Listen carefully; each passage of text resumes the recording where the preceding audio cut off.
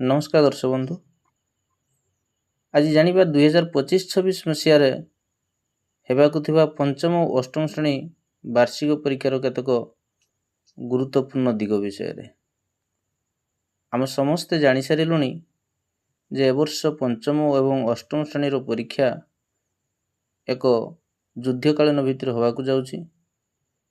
एही मूल्यांकन को दुईटी भाग रे विभक्त करा जायछि। एक रे आभ्यंतरीण मूल्यांकन, दुई रे वार्षिक परीक्षा। ये आभ्यंतरीण मूल्यांकन रे 3टी पॉइंट रखाई एवं वार्षिक परीक्षा रे गोटिए पॉइंट रखा जायछि। आभ्यंतरीण मूल्यांकन रे थिबा 3टी पॉइंट मध्यरु प्रथम पॉइंट होछि FA1, FA2 एवं SA1। द्वितीय पॉइंट होछि लिखित कार्य एवं तृतीय पॉइंट होछि प्रकल्प कार्य। मात्र वार्षिक परीक्षा रे केवल गोटिए पॉइंट रहिछि जाकी वार्षिक परीक्षा।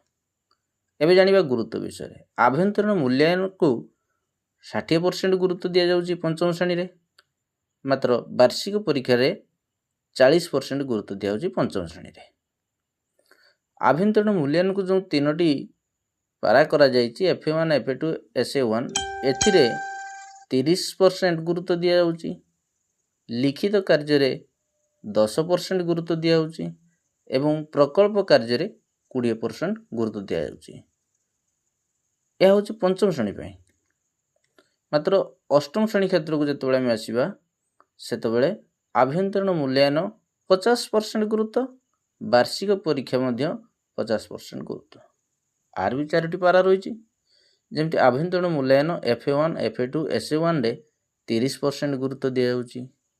मात्र लिखित कार्य रे पंचम श्रेणी रे 10% गुरुत्व दिया जाउथला, अष्टम श्रेणी रे 5% गुरुत्व दिया जाउछि।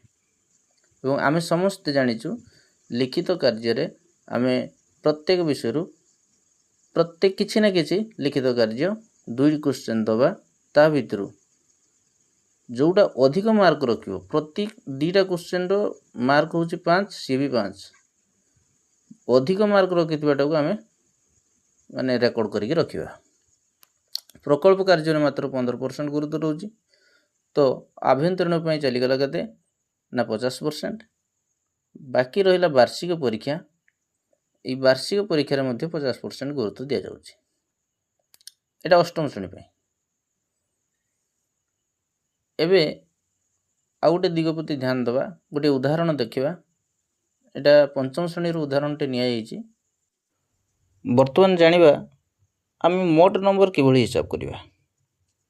मोट नंबर हिसाब करिबार सूत्रटी होउछि प्राप्तांक नंबर विभक्त मोट नंबर गुणन शतकड़ा गुरुत्व। एटी 4टी पॉइंट कथा कुआ गला।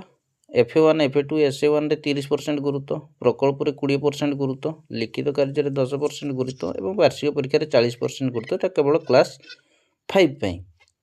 तो उदाहरण स्वरूप जने पिला जदि पंचम श्रेणी रो पिला FA1, FA2, SA1 रे रखितबा नंबर हला 20, 20 एवं 30, तबे मोट नंबर केते रखुची 70 रखुची एवं सर्वमोट नंबर होची FA1 रे 25, FA2 रे 25, SA1 रे 50, 25 25 50 होची 100 नंबर। तबे 70 विभक्त 100 गुरुत्व अछि 30 इंटू 30 इज इक्वल टू हला 21 नंबर।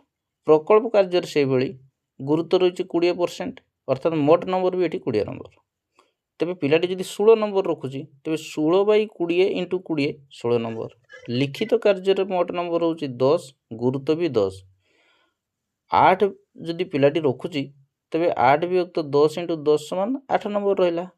वार्षिक परीक्षा जदि पिलाटी 30 नंबर रखुची 50 रु, गुरुत्व रही 40%, तेरे 30 विभक्त मोट नंबर 50 इंटू 40 समान 24 नंबर। एवं सर्वमोट नंबर केते पाइला पिलाटी ना FA1, FA2, SA1 रे 21, प्रकल्प कार्य रे 16, लिखित कार्य रे 8 एवं वार्षिक परीक्षा रे 24, टोटल 69 से पाउची।